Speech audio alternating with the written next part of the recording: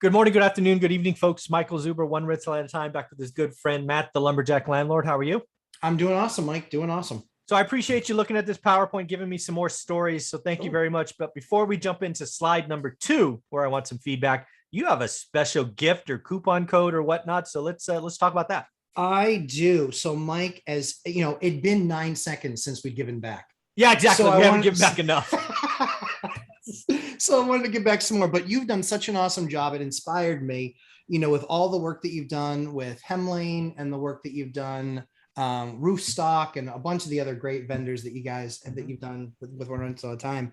On the construction side, so we obviously do a lot of flooring every year, and we found a new vendor that's absolutely spectacular, has 4 national warehouses, has the stuff made in spec overseas and then shipped here by container. Oh, wow. And so they don't have any retail outlets, so none of that overhead. Nice. So they literally pass that on. So I'm buying stuff at $1 to $2 a square foot less than what it cost me in the big box stores. And the quality of product is awesome. So it's a company called American Flooring Corporation. Okay. And the national sales guy that we have access to, his name is Marty the Flooring Guy. Marty the Flooring Guy. I like it. Marty the Flooring Guy. And his cell number. So keep in mind when you call him, he is West Coast time. Okay. So he aligns with you, but his cell number is 725-212-8610. Again, 725-212-8610. What I can tell you is I bought flooring from them probably about 3 months ago. I installed it in 3 different projects. It looks like it did the day I put it in. Nice. And my installers were like, Matt, this stuff is good. Stick with it. And I just listen to my guys because I'm not a flooring installer. So if they're like, hey, you're not getting down on the ground banging it in. No more. No. Nope. 9 years ago was the last time I did that. Yeah. Not again. Not again. Today. Yeah, there you go. So folks, if you want to go ahead and call Marty, the flooring guy, 725-212-8610. Yep. Let's see what he can do. Let's have the one rental at a time in lumberjack landlord community. Give Marty a call. Yep. And let's see how much product good old Marty moves. Tell him the lumberjack sent you. Yes. Because again, what they'll do is, Mike, they actually sent me a box of samples. They'll send that box of samples to folks. Oh, okay. So they don't just have to pick stuff off offline, nice. or online. Yeah. So honestly, Mike, we do with so many vendors. And there's so many of them are like in the margins. Yeah. And this is why I like having a channel like this, because we can go find them and then, hey, we got some influence. Yeah. Give us a deal. Come on, help us out. Yeah. Yeah. And the best thing is like I got 10 boxes delivered in my first. I had 2 shipments come at the same time. One came with 10 damaged boxes.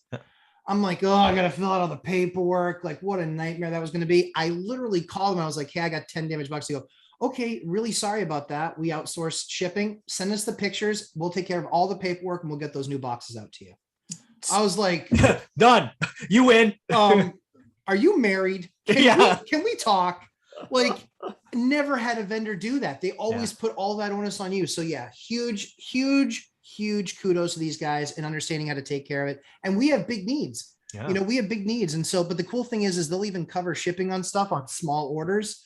Like, man, they've bailed us out a couple times. So kudos to these guys. And there's just so many garbage vendors out there when we can find a good one. And I want to pass it on. Awesome. That's something we're going to be doing more and more as our channels and influence go.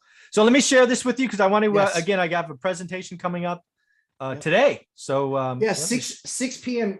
PST. So 9 p.m. Eastern, EST. Yeah. So I'll be cozied up. At 9 o'clock tonight. Oh, for no. Sure. All right. So this is what it is, folks. This video will probably go out at noon today. So if you do want to see this, I guess you search for In Meetup Out of State Investor Meetup. It's today, 6 to 7:30. That's my bio. Elise is doing this for you. So again, kudos to her. But let's get to my next slide where I want your feedback. Yes. We did this one already. So 20 years of buy and hold rentals. These are kind of things that I've learned. Again, please give me your feedback and stories. Yeah. Wealth is created by holding cash flow positive assets with fixed rate debt that benefit from inflation. I don't know how long it took you to come up with that one sentence, but that's it. Yes, that's it, folks. That's it. I'm going to have that tattooed on my butt. I love it. That's exactly it. Like, it's really very simple, right? The last slide you were talking about how simple the numbers are, how simple and easy this is to understand. It really comes down to that. How much cash flow am I making on my fixed price debt of that asset? Yeah. That's it. Those are the three pillars. That's it. Yeah. And this really came to me. I think I get to it later, but you did that recycling. You brought the recycling capital home to me. But again, for me, folks, it starts cash flow day one. Don't bet on appreciation. That's right. I want the debt fixed, and that's net. Fixed rate debt has always been important to me, but now it's paramount. I see higher interest rates a la the 70s in a few years. And I'm like, I've seen this movie before, and that can blow up deals. And then finally, inflation. Right. Oh, the crazy thing is California brought rent control to units. I think we've talked about that before. Remember, it was 5% plus inflation, and people are all cranky. It's like, oh, I can only raise it 6.5, blah, blah, blah. Folks, given where CPI is today, California rentals are growing up 11 or 12% next year. That's right. That's right. So it's inflation. Well, and then it'll be interesting to see what happens with all the China stuff going on, you know. But I think that for a lot of them, you know, one of the interesting things is that, you know, they're talking about, you know, $1.5 billion in deposits that they've already taken on places that they might not be able to build. Oh, that's crazy. Like, that doesn't happen in the US like that. No. You know? Yeah. It's not good. Evergrande, not good. So again, remember the 70s. And this is, again, why I did that 50-year spreadsheet. Because honestly, when I built it, I didn't know. Right. But interest rates went up 300 basis points. That's not 3/10. Or that's not 300ths or 3/10. That's 3 full points. That's right. That was 7 to 10 or 5 to 8 or whatever it was. Exactly. It was, I think it was 8 to 11. But yeah. Also, people say that you know what? Housing, Matt, can't go up when interest rates rise. Just can't. It's impossible. Wrong. I know these people it sounds good, I guess. But housing doubled. It went up 106% if memory serves. And because wages went up 87%. So again, folks, if you've been following my daily financial news, I believe we are in a decade of wage inflation. Wage inflation goes up, housing goes up, and I do think interest rates go up. So I'll get that fixed rate debt. Yeah, I think two more game changers to that, Mike, is one, the 40-year mortgage. Oh, yeah. Right. That's really big. And then two is this ridiculous legislation of 3.5% for 2, 3, and 4 units. Oh, yeah. The 95%. Right. And then Yeah. The down that Matt, the mortgage guy, brought us last week, I think. 95%. And they're talking about going from 80 or 85% on the rents to like 90 or 95%. Yeah, the credit. Like, these are all numbers going the different ways that are just gonna it's all the math that creates an appreciating asset just based on numbers. Yeah. And again, folks, what the Lumberjack brought us and how to get started one rental at a time is a strategy called 4-3-2-1. It's a way to become a millionaire. If you're in the course and you're thinking about house hacking, I suggest watching that video several times. If you haven't bought the course yet, what the hell are you doing? It's only $300. Jeez. My stuff's worth $300, let alone all the bonus material and the Facebook group and all of that. But for just $6 an hour, you too can become a real estate investing expert. Which is crazy because I got 4 or 5 more sections in the bonus sections. It's going to go to like $2 an hour or something. It's awesome. Just crazy. We keep giving back. It's nuts. It's awesome. Betting on appreciation, adjustable rate mortgages, and lots of leverage feels good in the moment, but it can blow up. I've seen all of these destroy people. Yep. It's the bucket of Halloween candy. Yeah. It feels good until you eat it all. And the first 13 pieces feel real good. Yeah. Exactly. And then an hour later, you're like, that 33rd piece. That's where I went over. Yeah. 33 pushed me over the limit. Yes. The 33rd. That's the one that did it. The 33rd Baby Ruth or Snickers or whatever it was. Exactly. Here's one. Affordable housing is a national crisis that no one is rewarded to fix. There's not one agency. There's not one group. No. So if you know that, a la own single family homes, there's 5 rentals, you've raised rents 3 months in a row with records. You might want to own some affordable housing because there's not enough of it. So go get you some. Yeah. I mean, and especially in California with Gavin Newsom playing with the rules. Oh, I know. Jesus Christ. Oh, my word. Mike, that is going to be like, you're already an investor in California. I still would never invest in California because I can appreciate that. Yes. It's scary for me. Yeah. And so, but for you, oh my word. Yeah. SB9. Yeah. Oh, SB9 and SB10. Yeah. Oh, believe me, I've already reached out. I had emails going out yesterday going, how many lots of mine got upsized? I got a couple of lots that I think would be perfect for a 10-unit building. Let's go. Mike, that's crazy. Because in our state, where we're so much older of a state, like the city that I live in was incorporated in like 1680 or Oh, something. geez, wow. Yeah, like It's a couple years ago. Yeah, it's one of the earliest settlements, and so building happened a lot. Yeah. And so there's not a lot of flexibility with land here. If they start opening that up to places here in the Northeast, holy Toledo, is that going to, I mean, that makes everybody that owns property that much richer. Yeah. Just like that. Yep. Yeah. And it makes everything you're going to buy more expensive. Certainly would. Mm-hmm. Real estate is a people business. I made this mistake for the first 5 years. I thought it lived in Excel. I thought I could build the big master spreadsheet. And remember, slide 1, complicated spreadsheets hide risk. Real estate's a people business.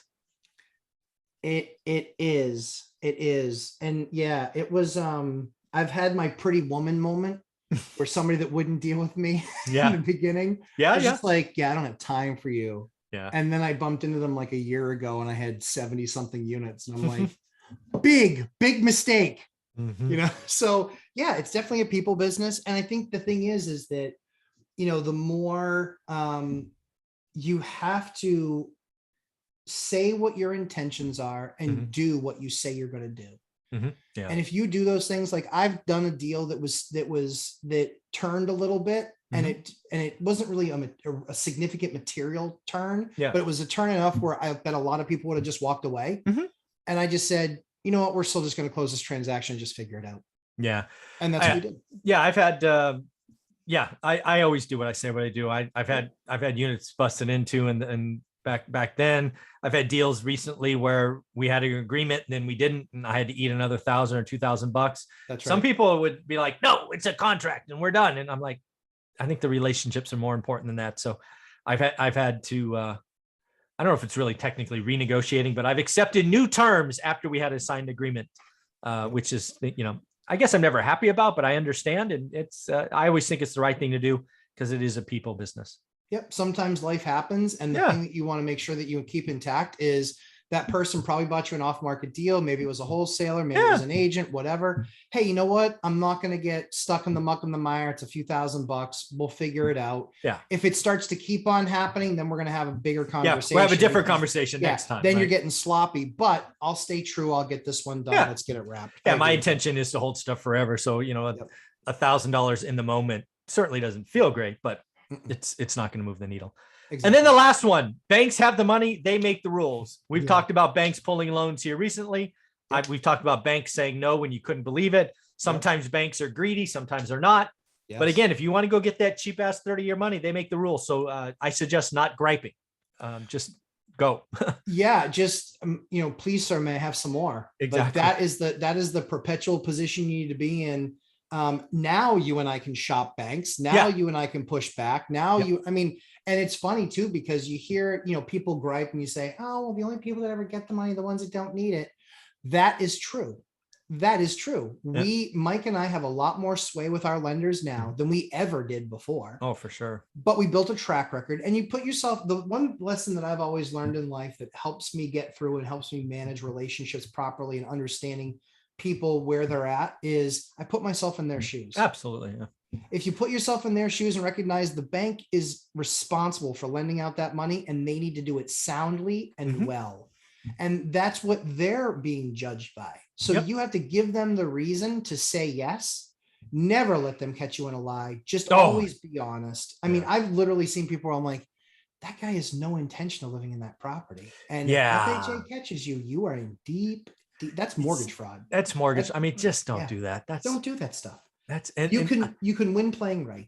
Yeah. And I believe in karma. And if you do that, I think karma is going to get you eventually. So you can win playing right. There you go. So at the end, thank you for looking at this. How can people follow you, get part of your world? Lumberjacklandlord.com, Lumberjack Landlord on YouTube, and 11:30 a.m. Eastern time this Sunday, another Real Estate Palooza Fest. Multi-hour again? Probably, yeah. I mean, the short one that we did was like 2 hours, and the long one we did was like 3.5. I don't know how you do that. Like my eyes, I think, almost swelled shut at that 3.5. I was like, I can't really see well. But yeah, it was fun. I'll keep on going so long as questions come in. It's been a lot of fun, and people engaged, and anything we can do to help. So excited to do it. But yeah, thank you, buddy. Thanks, Mike.